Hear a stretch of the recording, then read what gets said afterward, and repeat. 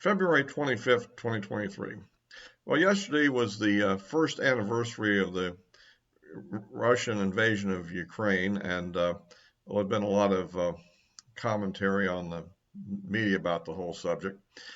I want to kind of address the issue in a much bigger context than what we're than just this immediate situation, because the things that led to this situation go back many years. In fact, they probably go back, well, probably to at least the Clinton administration, I would say. And effectively, um, you kind of see how the thing got in the way and why I think that the whole policy we've had there has been a complete disaster, and probably a bigger disaster for Ukraine than it has been even for us in some ways. So let's kind of address it from the big geostrategic point of view, rather than the individual day-to-day stuff. And I think that the one thing you have to look at is that why I think it's a kind of a not just a mixed bag, but it's really part of the Western kind of offensive attitude that's led to this whole situation. If we just go back a ways, when we start adding more and more countries to NATO, I think this started stressing the Russian system, because remember that they've always had a fear of an invasion from the West anyhow, and I think the other thing is that there's so that sense of that they're being threatened kind of grows, even if there really wasn't any plan to do anything exactly. And yet you look at other events that occurred. For instance, the war over Kosovo in 1999, where we basically, NATO and operated to basically break up Yugoslavia into several countries, and then ended up basically bombing Serbia into submission. And I'm like, what was that all about? Why did we do that? Wasn't that a little bit extreme? And of course, since Serbia had been a traditional kind of an ally of Russia historically, I mean, that's kind of what led to the First World War, right? We we have to say, well, I mean, that obviously set things in a certain direction. Of course, right after that, of course, Putin came to power, and of course, with the death of Yeltsin and all that, and so. And of course, during this period, Putin basically had tried to be part of the international community. I think was basically cooperative with us in our war against Iraq, and so forth. I mean, there was no real. But as we continue to add more and more countries from the former, Soviet bloc into NATO, I think this began to kind of annoy him. And finally, he put down the place to say that he didn't want any more. He didn't want Ukraine and didn't want Georgia and so forth to become part of NATO. And I think that is set the tone for this whole situation. And then, of course, we get into the once that was pushed by George W. Bush, then you get into the situation next, where in basically 2014, there's basically the CIA and the globalists and Soros's Open Societies Foundation all worked with elements of Ukraine nationalists to basically overthrow the elected government there. Now, the elected government may or may not have been a corrupt election. Of course, a lot of elections in that part of the world are kind of corrupt anyhow, perhaps. So it's hard to know whether that's true or not. But essentially, it was kind of a victory of a more militant group of Ukraine nationalists over the more ethnic Russians in the country. And a bunch of events happened after that, which were not too pretty either. And Ukraine sort of tilted into kind of basically kind of a authoritarian state. Everybody keeps saying, well, Ukraine is a democracy. They're fighting for democracy. Now, they may be fighting for ethnic freedom from Russia, but what they're having as being a democracy, I think, is dubious, at least by any normal definition. You can I'm not going to belabor the point of all the details, but they have a secret police force that's pretty brutal. And, the dissent is not allowed. I don't think it was too much encouraged even before the war broke out. It definitely hasn't been since the war broke out. So that's, the kind of issue we're raising there. Now,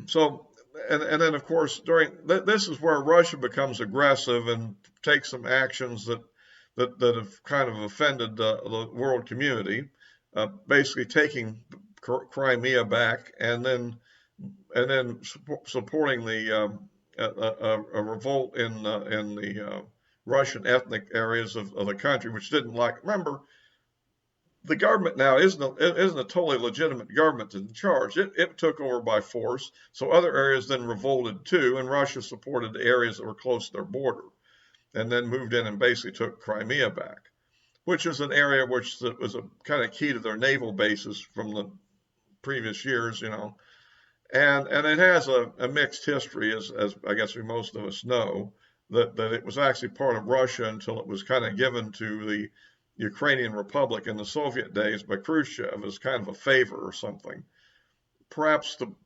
placate them, given the history of what had happened in the 1930s under Stalin and the ongoing revolt of the Stefan Banderite faction that was still a conflict going on. I think there's a lot of reasons why this was done, and of course, when the Soviet Union fell apart, they just got it by fiat.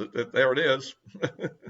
So anyway, by the way, if you like these videos, please give me a like. It helps out the algorithm, and we'd like to get more subscribers. I don't know. I value every one I get, at any rate. So anyhow, so that's kind of, I think, the background of the situation. Now, of course, then this whole thing got more, I guess, become more and more of an issue when Ukraine was becoming more and more interested in getting into NATO. But I think the other aspect of it, of course, I think that the botched withdrawal from Afghanistan kind of gave Putin a sense that there was a kind of a weakness going on in the West and the U.S. and they kind of took it too much to heart and decided to act on it. And of course, by the way, I think that the invasion, as it was carried out, was clearly a blunder by anybody's definition. And that definitely is the case. However, the problem is that by continuing to pursue the war with no really clear-cut war aims, I mean, the things that are being stated, it seems like the tail is wagging the dog here. That we're letting Ukraine set completely unreasonable conditions to negotiate the end of the conflict. And we're just kind of going, well, whatever Ukraine wants, we're going along with it. And I think that's where we're really not doing what's in our own national interest. I think early on it made sense to aid Ukraine in fighting back the Russian invasion. I don't think that a swift Russian victory would have been a bad news situation, because maybe some of these negative and fearful statements we hear from various hawkish leaders might have been true in that case. But considering how the original attack ended up being a fiasco, I don't think there's any likelihood at this point, and I've said in previous videos, that Russia has any designs to really take on NATO in open combat at this point. I don't think that's their plan at all. And so we find ourselves in a situation, and if we'd have taken advantage of what we had at the time of the Russian withdrawal from the attacks to take Kyiv, and maybe the first early Ukrainian counteroffensives, which got Kherson back and took some of the area up there in the kind of the south of Kharkiv. If we'd have taken that opportunity at that time, of Ukraine had, and agreed to reasonable negotiations with the Russians at that point, before they formally annexed these territories that they claim, I think it would be much easier to have gotten some sort of a deal to end the war and to preserve a lot of Ukrainian sovereignty. Okay, And the question is, how many Ukrainians need to die in order to take, let's say, Crimea back? Is it that valuable to them that it's worth tens of thousands of lives, having their country blown to pieces for that, which is not something that's inherently theirs anyhow? I mean, it's more of a point of law than it is a point of culture, right? And so I think that, and certainly something could have been worked out, perhaps. Maybe a 99-year lease or something for Crimea. So they formally, where they got some payment for it. I mean, there's a lot of possibilities that might have been worked out if somebody would have negotiated at that time. But they didn't. And so they pursued this idea of victory over Russia. And of course, after that, they didn't get anywhere. Because at that point, the Russians mobilized large numbers of reservists, and they have another fall group of conscripts. Plus, as I mentioned, now that these areas have been formally annexed, they're now considered Russia legally, so conscripts can be used in those areas too. So the front is stabilized, and now the Russians are on the offensive. It's a slow grinding one at this point. Whether it will escalate or not is always a question. We're kind of waiting to see what might happen or might not. And I've had some thoughts about that subject, which I won't get into tonight on this one. But I think it's what I think is more interesting. Now we have the Chinese getting more and more involved, and they've come in with their own peace plan, which of course is immediately rejected, of course, too. But we're having the possibility that China will increasingly support Russia in this conflict, which will make it more difficult, to say the least.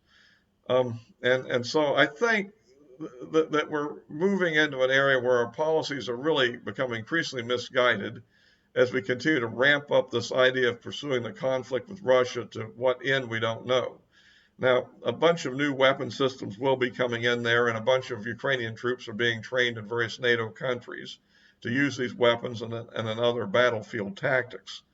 So obviously, the question now is, will there be a large Ukrainian offensive, presumably after, I guess, probably more toward late spring, I guess is what we're talking about, because when the winter period ends, we'll be moving into a muddy season, just like we got out of in the fall. So one would tend to think that would be somewhere like maybe in May where they might do that. So that's something that might be coming up later too, if the Russians don't find a way to preempt it. And that's what we're still waiting on.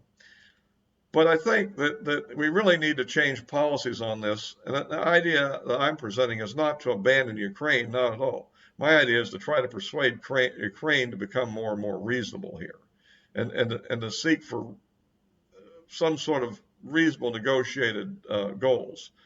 I think that is what we ought to be putting pressure on them to do, rather than trying to escalate this situation. I mean, we've already, I'm sure, to agree, angered a lot of people in Europe by blowing up the Nord Stream pipelines. I mean, I'm sure that's probably slowly sinking in over there that we did that, which is not a good thing. And of course, the economies of Europe are not doing too well in this context either. But the biggest blunder in all this is we've forced Russia and China into kind of an alliance. And this is not what we reasonably should want to have accomplished. We would like to have split Russia and China apart and pitted them against each other to some degree.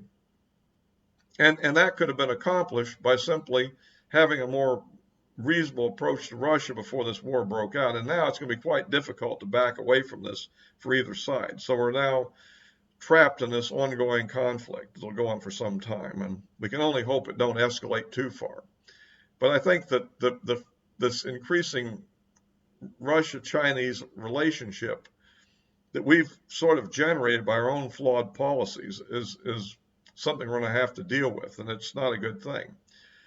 And the other thing I'd point out also is the fact that as we continue these economic sanctions, we're creating a kind of a second economy to the world economy we've been dominating, the dollar economy, which will be an economy based on China, Russia, and Brazil, and South African countries and South American countries.